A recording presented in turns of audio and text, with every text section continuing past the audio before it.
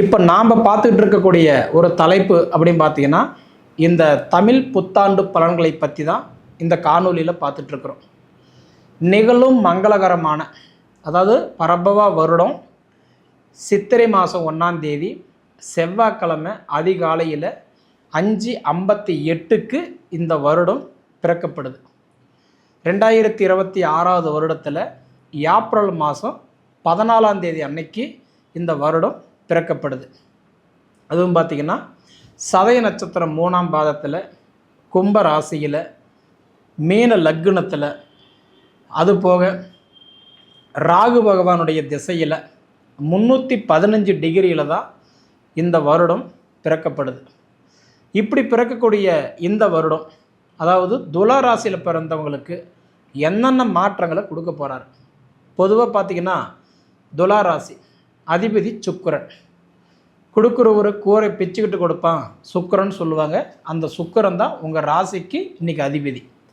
அப்படி இருக்கக்கூடிய கால சக்கரத்தின், அதாவது 7வது ராசின்னு சொல்லக்கூடிய துலா ராசியில் பிறந்த உங்களுக்கு இந்த புது வருடம் எந்த மாதிரியான ஒரு மாற்றங்களை கொடுக்க போகிறார் அப்படின்னு பார்த்தீங்கன்னா, பொதுவாக இந்த வருடத்தில் 4 கிரகங்களுமே தன்னோட சொந்த நட்சத்திரத்திலேயே வரக்கூடிய ஒரு தருணம், அற்புதமான ஒரு வாய்ப்பு. இந்த வருடத்தில் குரு 83 டிகிரியில் மிதுன ராசியில் புனர்பூச நட்சத்திரம் 1ஆம் பாதத்தில், அதாவது குருவுடைய சொந்த நட்சத்திரமான குருவுடைய சாரமே வாங்கி, அதாவது 66 நாள் குரு தன் சொந்த நட்சத்திரத்திலே வரார். எது வரைக்கும் அப்படின்னு பார்த்தீங்கன்னா, அதாவது உங்களுக்கு வந்து சித்திரை மாதம் 1ஆம் தேதியிலிருந்து ஆனி மாதம் 4ஆம் தேதி வரைக்கும். சித்திரையில் 31, வைகாசி 31, ஆனி வந்து ஒரு 4, கிட்டத்தட்ட 66 நாளுமே குரு தன் சொந்த நட்சத்திரத்திலே வர்றது ஒரு அற்புதமான வாய்ப்பு. சரிங்களா? அப்படி பார்த்தா இன்றைக்கி ஜூன் 18 வரைக்கும் தன் சொந்த நட்சத்திரத்திலே வராரு குரு பகவான். அதே மாதிரி ஜூன் மாதத்தில் 1ஆம் தேதி அன்னைக்கு குரு பெயர்ச்சி இந்த வருடத்தில் உண்டு. இந்த வருடம் ஜூன் 1 குரு பெயர்ச்சி. சரிங்களா? அதே மாதிரி சனி பகவான், அதாவது பார்த்தீங்கன்னா 344 டிகிரியில் மீன ராசியில், அதாவது உத்திரட்டாதி நட்சத்திரம் 3ஆம் பாதத்தில் இன்றைக்கி அவர் வந்து தன்னோட சொந்த நட்சத்திரத்தில் சொந்த சாரம் வாங்கி வந்துட்டுருக்கிறார். கிட்டத்தட்ட சொல்லும் அப்படின்னா இன்றைக்கி மே மாதம் 16 தேதி வரைக்கும், அதாவது வைகாசி மாதம் 2 தேதி வரைக்கும், சித்திரை மாதத்தில் ஒரு 31 நாள், அடுத்தது வைகாசி மாதத்தில் ஒரு 2 நாள், அப்போ 33 நாள் சனி பகவான் தன் சுய நட்சத்திரத்திலே வராரு. சரிங்களா? ராகு பகவான் எடுத்துக்கிட்டிங்கன்னா 313 டிகிரியில் கும்ப ராசியில், அதாவது சதய நட்சத்திரம் 2ஆம் பாதத்தில் தன்னோட சொந்த நட்சத்திரத்திலேயே 112 நாள் ராகு பகவான் சுய நட்சத்திரத்திலே வராரு. அதாவது கிட்டத்தட்ட சொல்லும் அப்படின்னா ஆகஸ்ட் மாதம் 3ஆம் தேதி வரைக்கும்.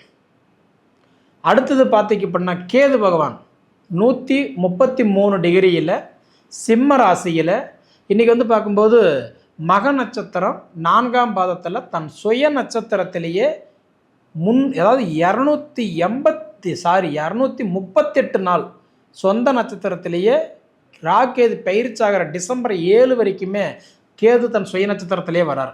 இதனை ஏன் சொல்கிறேன்னா, ஒரு கால் போடுறோம், ஒரு வீடு கட்டுறோம், ஒரு கல்யாணம் பண்ணுறோம், ஒரு விஷயம் பண்ணுறோம், ஒரு விசேஷம் பண்ணுறோம் அப்படின்னா நல்ல நாள் பார்த்து தான் ஆரம்பிப்போம். அப்படி பார்த்திங்கன்னா இந்த பராபவ வருடத்தில் இந்த வருட கிரகம்னு சொல்லக்கூடிய 4 கிரகமும் தன் சுய நட்சத்திரத்திலேயே பிறந்த காலம் அற்புதமான வாய்ப்பு. யாரையும் நம்பி மற்றவங்ககிட்ட நட்சத்திரம் கடன் வாங்கி வரல, தன்னோட சுய நட்சத்திரத்திலேயே வராங்க. இப்படி வரக்கூடிய இந்த வருடம் துலா ராசிக்கு எனக்கு தெரிஞ்சு சூப்பராக இருக்குன்றதெல்லாம் மாற்றமே கிடையாது. சரிங்களா? இப்படி பார்த்திங்கன்னா முதல்ல கேது பகவான் எங்கே இருக்கிறாரு அப்படி பார்த்தா லாபஸ்தானத்தில் இருக்கிறார். 11ஆம் இடத்துல கேது இருக்கிறார். லாப கேது. அதே மாதிரி வந்து பார்த்தீங்கன்னா பஞ்சம ராகு, ராகு கேது, பஞ்சம ராகு லாபஸ்தானத்தில் கேது. டிசம்பர் மாதம் 7ஆம் தேதி வரைக்கும் ராகு கும்பத்திலையும் கேது வந்து பார்த்திங்கன்னா சிம்மத்திலையும் உட்காந்துருக்கிறது நிச்சயமாக உங்களுக்கு ஒரு நல்ல பலத்தை கொடுக்க தான் போகிறார். ராகு கேது உங்களுக்கு சரியான ஒரு யோகத்தை கொடுக்க போகிறார். நீங்கள் இந்த வருடம் நான் சொல்கிற மாதிரி டிசம்பர் 7க்குள்ளார ஒன்று இடம் வாங்குவீங்க, இல்லைனா வீடு கட்டுவீங்க, இல்லைனா வீடு ஆல்ட்ரேஷன் பண்ணுவீங்க, இல்லைனா தொழில் ஸ்டார்ட் பண்ணுவீங்க. அப்படி இல்லைனா நிச்சயமாக இந்த வருடத்தில் ஏதாவது உங்கள் வீட்டில் சுபகாரியம் நடக்கும். இதில் மாற்று கருத்துன்றது இல்லை. ஏன்னா பஞ்சம ராகு லாபஸ்தானத்தில் கேது. அதனால் ராகு கேது துலா ராசிக்கு ரொம்ப ரொம்ப ரொம்ப ரொம்ப ஃபேவராக இருக்கிறாரு. அதுவும் கிட்டத்தட்ட ஒரு நாள் 2 நாள் கிடையாது, 238 நாளுமே சொத்து பிரச்சனை, குடும்ப பிரச்சனை, மனஸ்தாபம், வேலை பறி போனது, வேலையில் பிரச்சனையாக ட்ராவல் பண்ணுறது, என்னதான் ஹார்ட் ஒர்க் எஃபெக்ட் போட்டாலும் அந்த இடத்துல நல்ல பேர் இல்லாமல் போகிறது. பொதுவாகவே அதாவது எல்லாம் செய்திருப்பீங்க, அந்த இடத்துல கெட்ட பேர் வாங்கியிருப்பீங்க. ஏன்னா உங்களுக்கு வந்து சனி பகவான் வந்து இப்போ உங்களுக்கு ரோக சனியாக இருக்கிறதுனால நிச்சயமாக உங்களுக்கு கெட்ட பேர் தான், சிரமம்தான்.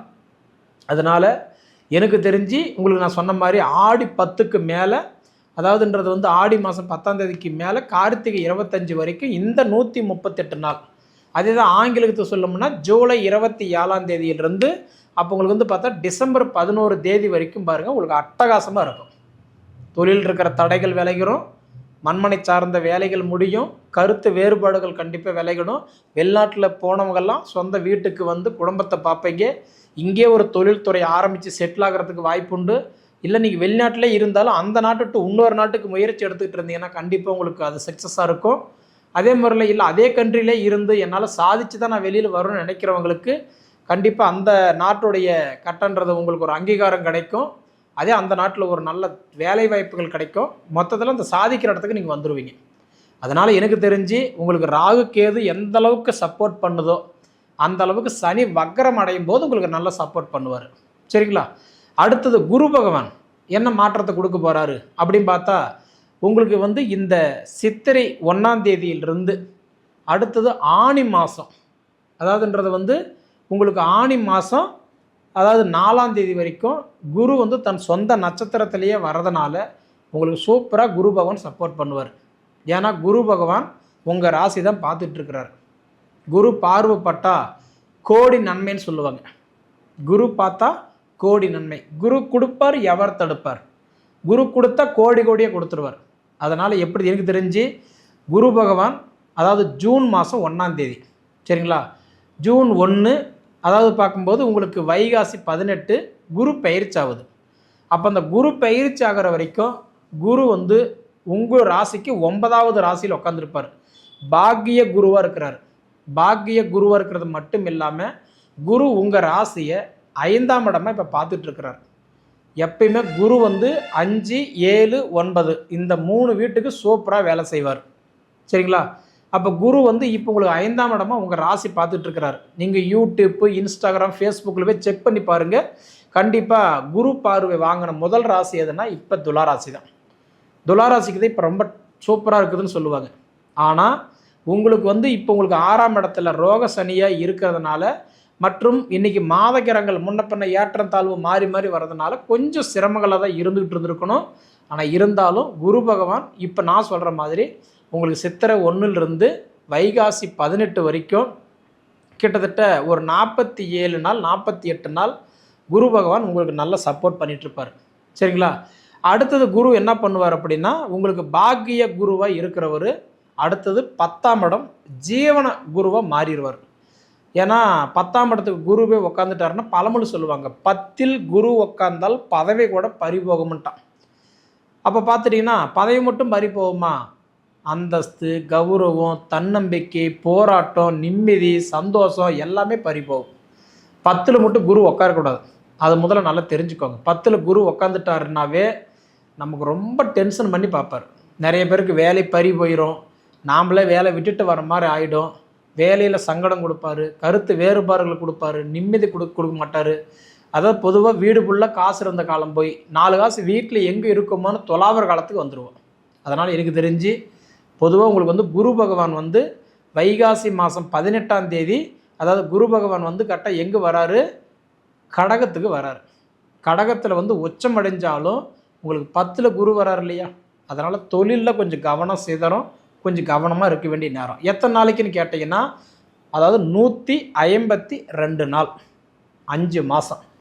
எந்த டேட்லேருந்து எந்த டேட்டு வரைக்கும் அப்படின்னு பார்த்தீங்கன்னா அதாவதுன்றது வைகாசி 18ஆம் தேதியிலிருந்து ஐப்பசி மாதம் 13ஆம் தேதி வரைக்கும்.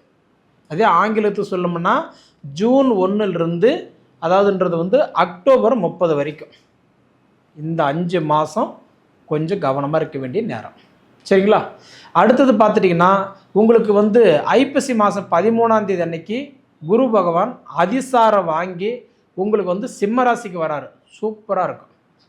ஏன்னா 11ஆம் இடத்துக்கு வந்துடுறாரு. அப்போ 11ஆம் இடத்துக்கு வந்து குரு வரும்போது அப்போ உங்களுக்கு வந்து பார்க்கும்போது உங்கள் ராசிக்கு அப்போ உங்கள் அந்த டைமில் தான் நிச்சயமாக உங்களுக்கு தொழில் வளர்ச்சி, மண்மனை வாங்குகிற யோகம், வெளிநாடு போகலான்னு நினச்சிங்கன்னா போகக்கூடிய யோகம். ரெண்டாவது இந்த அசையா சொத்துக்கள் நமக்கு சக்ஸஸ் ஆகிறது.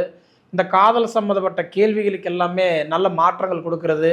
அது போக இந்த கருத்து வேறுபாடுகள் சரியாகிறது, பிரிஞ்ச குடும்பம் ஒன்றா சேர்றது, மொத்தத்தில் ஒரு நல்ல மாற்றங்கள் கொடுக்கக்கூடிய நேரம் நான் சொல்கிற மாதிரி உங்களுக்கு அதாவதுன்றது அக்டோபர் மாதம் 30ஆம் தேதிக்கு மேலே, அதாவதுன்றது வந்து டிசம்பர் 13 வரைக்கும் பார்த்தீங்க அப்படின்னா உங்களுக்கு வந்து குரு பகவான் அதிசாரம் வாங்கி கடகராசியிலிருந்து சிம்ம ராசிக்கு வந்துடுவார். அப்படி வரும்போது கண்டிப்பாக சொல்கிற சூப்பராக இருக்கும். அப்போ அடுத்தது எப்போ உங்களுக்கு வந்து சிம்மத்திலிருந்து மீண்டும் கடகத்துக்கு போகிறாரு அப்படின்னு பார்த்தீங்கன்னா ஜனவரி 2027 ஜனவரி மாதம் 25ஆம் தேதி தை 11ஆம் தேதி தான் சிம்மத்திலிருந்து அவர் கடகத்துக்கு மாறுவார். அப்போ கிட்டத்தட்ட ஒரு 88 நாள் குரு வந்து கட்டான்றது எங்கே இருப்பார்? சிம்ம ராசியில் இருப்பார். உங்களுக்கு 11ஆம் இடத்துல இருப்பார். அந்த 11ஆம் இடத்துல வர குரு அப்போ தான் உங்களுக்கு வந்து நிச்சயமாக உங்கள் உழைப்புக்கு தகுந்த உயர்வு, வயசுக்கு தகுந்த வளர்ச்சி, நீங்கள் எடுத்து வைக்கக்கூடிய ஒவ்வொரு அடியுமே உங்களுக்கு வெற்றியாக இருக்கும்.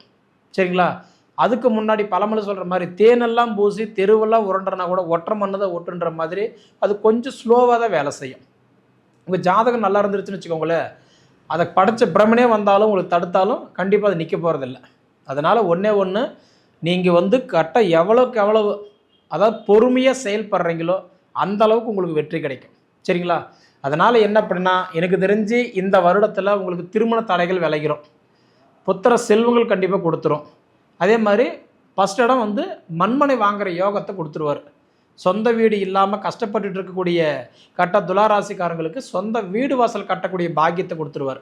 அதனால் இந்த வருடம் கண்டிப்பாக உங்களோட வாழ்வாதாரம் நல்லாவே இருக்குன்னு சொல்கிறதுல மாற்றம் இல்லை.